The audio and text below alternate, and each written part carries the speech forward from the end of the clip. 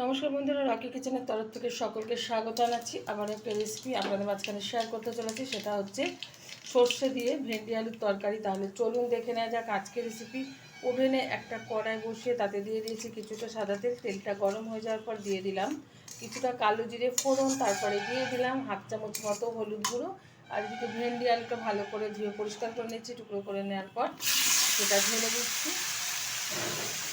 দিয়ে দিচ্ছি পরিমাণ মতো লবণ, দিয়ে দিচ্ছি সামান্য পরিমাণে চিনি। ভালোভাবে নেড়ে চেড়ে নেব।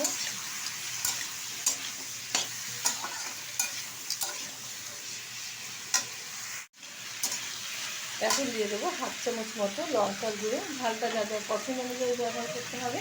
দিয়ে দিচ্ছি পেস্ট করে রাখা সর্ষে। সর্ষেটা কিন্তু আমি সবসময় ছেঁকে ব্যবহার করি, খোসা সমেত ব্যবহার করি না।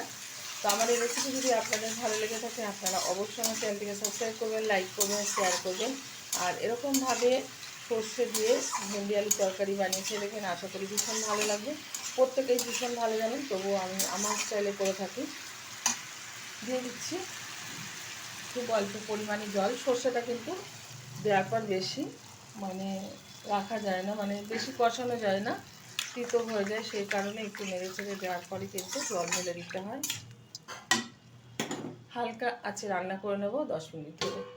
ঢেকে দিচ্ছি, ঢাকনাটা তুলে দিচ্ছি।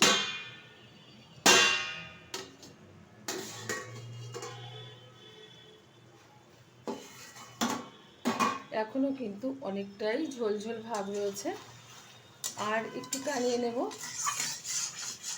আপনারা যদি চান একটু ঘেটেও দিতে পারেন, তো আমি সবজিটা ঘাটবো না এবং গোটা গোটায় রেখে দেবো।